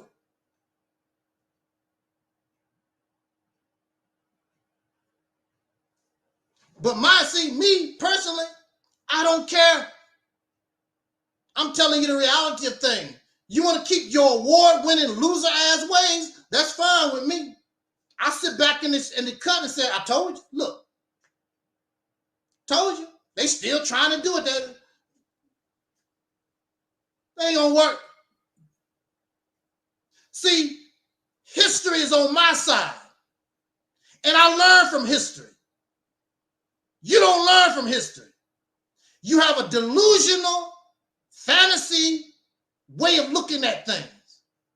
I'm looking at things straight from historical history. I'm learning from history, period. I can see what can work. I can see what don't work. You can keep living in fantasy and delusion you want to. And you can do that to the day that you die. Contrary to popular belief, crackheads die happy. They say they're happy. They die from crack. Contrary to popular belief, there are people who drink themselves to death, but they say they die happy. You will die happy in your ignorance. You will die happy and proud. But we know that crack is death. We know that liquor is death. We know these things are detrimental. But the people say, I'm happy. And you would do the same thing. Go to your grave happy. You happy. And that's all right. And I'm like Tupac. I'm not mad at you.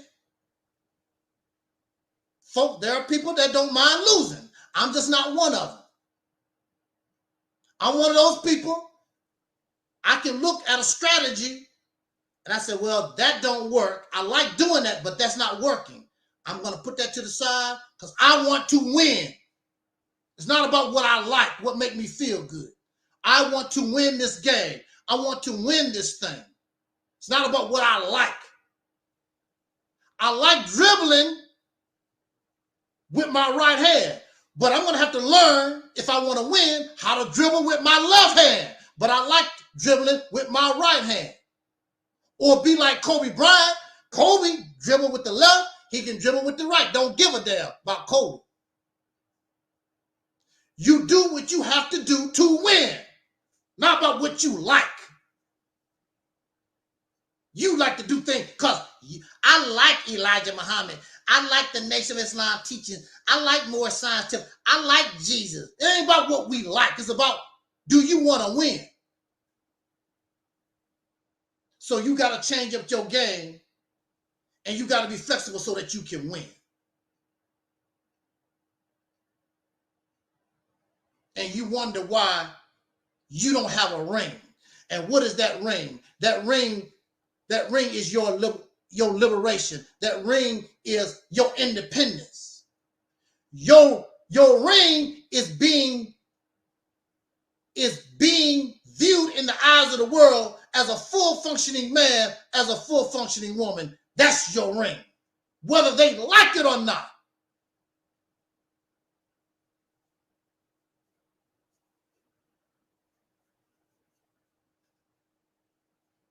If the Mississippi campaign is successful, will you honor the treaty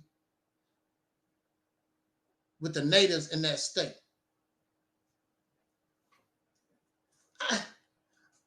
I don't know.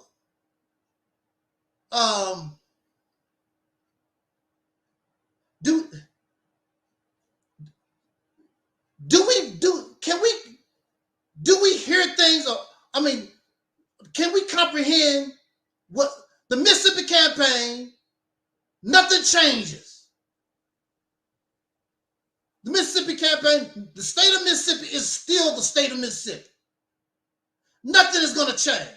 Whatever it is with the natives, that's something that they had to deal with the federal government or whatever. And that's what that is. That has nothing to do with me, with us. That's a federal government thing or whatever. Why would we want to change anything? If anything, we make things better for the natives. I just don't get it. The Mississippi campaign is not rocket science. It's not rocket science. Why do we try to make things complex? We're not taking the state over. We're taking control of the state. There's a difference. Take control of the state is not taking it over. This is not a coup.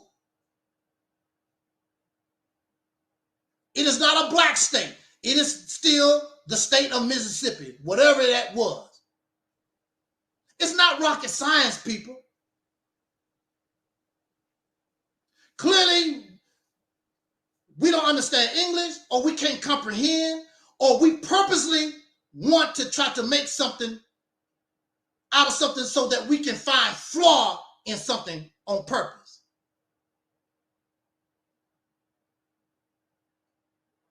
The state of Mississippi is still the state of Mississippi. It's not rocket science. Exactly. That's all it is. No more, no less. That's all it's about.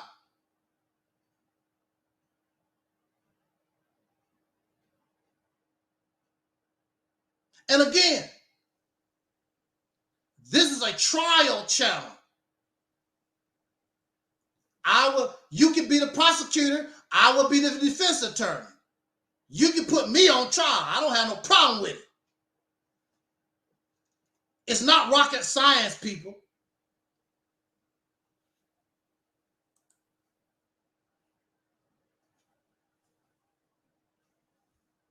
On that note, see, and there's another thing. Now, for me, when I see people not really interested, they just saying stuff just to try to find flaws. Because they have this idea. Well, if your idea is so great, it's been 100 years. What have you accomplished? What do you have? You got nothing.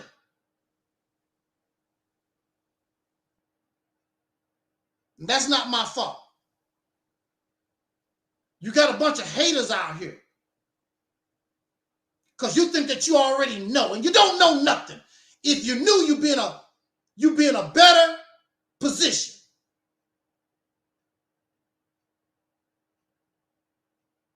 And here they go. Here we go, feeling sorry for ourselves. They discovered a country that had people already. So what? So what if people was already here? They've been doing that all over the earth. Killing folks because people was already there. Europeans ain't the first one. They was doing it to themselves in Europe. Africans was doing it to themselves. They do it in Asia. That ain't nothing new. That's how patriarchal civilization behavior, that's how that works. So what?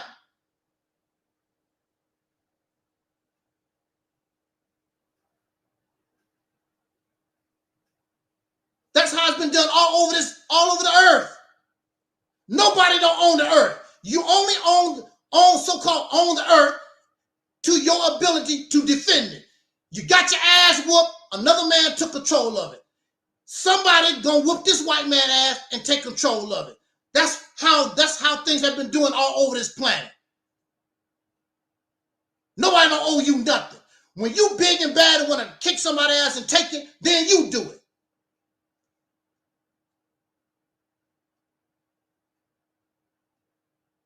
They don't owe you nothing. These people could wipe you out right now if they want to.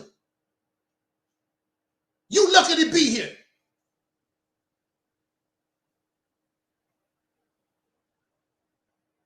Trying to make somebody see. It goes back to our original topic. People trying to call folks out on what somebody else did. You do the same damn thing. The history that you write says it. It's not Angel Snubbing Up 7. The history, whether it's in Africa or Asia, that's the behavior of men in power. That's what they do. What do you mean, make it right? Nobody owe you nothing. They kick your ass, you couldn't defend it. They kick your ass and move you out. They don't have to make it right. They can toss your ass right into the ocean if they want to. They don't have to do, they don't owe you nothing. You conquered. You are ruled by them. They don't have to make nothing right. What are you asking about the natives? Are you a native? What the hell are you asking the natives about? You're not even Native American. What you asking about the native about for? What the hell you care? No, you looking for flaw. You looking for error. That's what you're looking for. You don't give a damn about no native people and what they want. Who are these natives? What's the tribe? What's the tribe? Who are you talking about?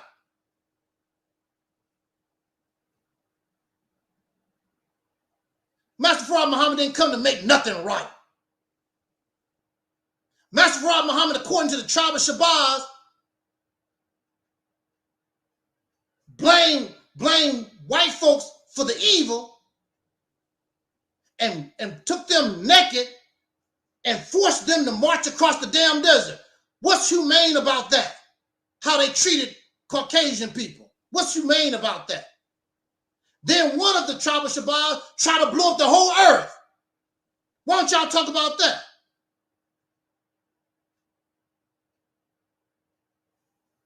Exactly. Always complaining, but never have a solution. Never have a solution.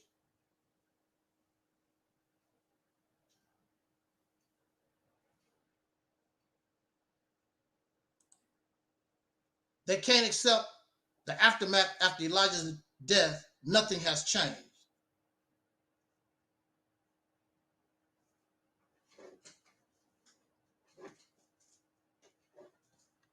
Always wanting to point the finger. Always want to judge, but you don't want to be judged.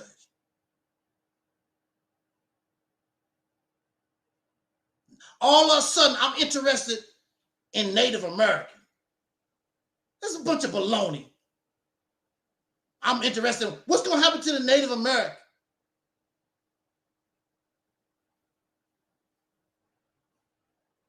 It's not rocket science.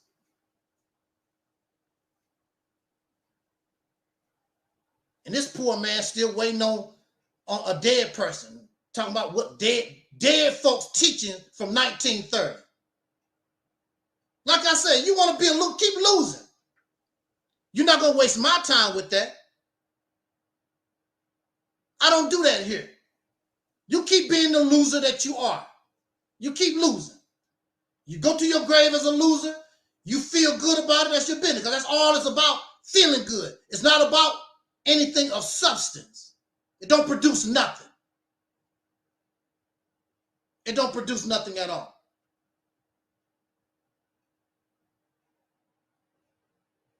I'm not going to take in millions and thousands of dollars. I'm not going to have a thousand people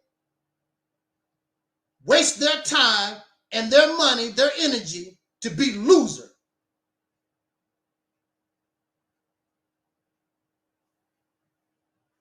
You can do that if you want to.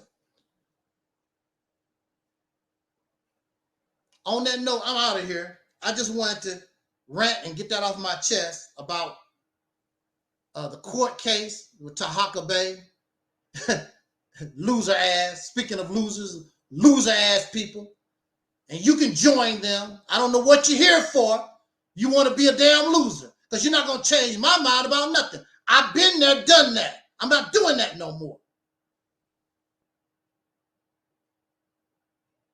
And I was hip when I was a child. You a grown-ass man, and you still want to follow and still do dumbass stuff. And you a grown man. I was a child. I was a teenager when I was doing that stuff.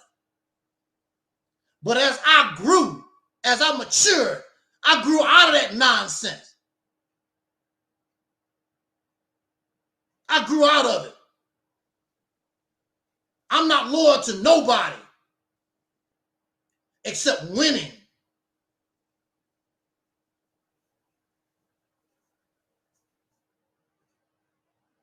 And that's all it's about. You helping yourself, all people, everybody's going to win. That's why I'm telling you, it's not rocket science. Everybody's going to benefit.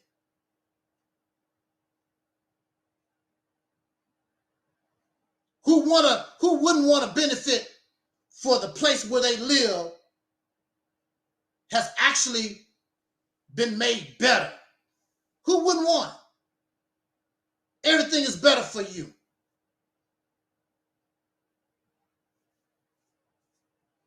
But it's your choice. It's your choice. Thank you for listening. Jot down your comments. Thank you, everybody in the chat room. Those who are listening and those who will be listening to this broadcast later on. Again, I'm open. This is a trial channel. You can come here and be the prosecutor, and I will be the defense attorney. You can put me on trial anytime your big head ass believe that you can win. I'm not going to revisit no damn Master Farad Muhammad. He's dead. That stuff is dead. Why do you keep putting that stuff in my chest? Get the hell out of here with that stuff. Revisit Master Farad Muhammad. Where? Okay, you want me to revisit Master Farad Muhammad? Where is he? Bring him to the live stream. Bring him to the live stream. I'm not going to call nobody Massa. Exactly. Revisit Master Farad Muhammad. Bring him to the live stream.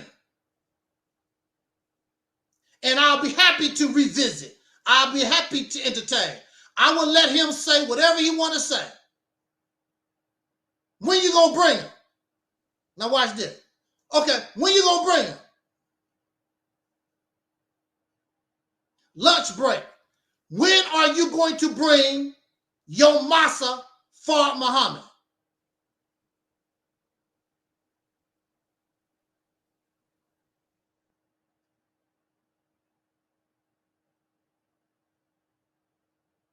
You can do all that writing in the chat room.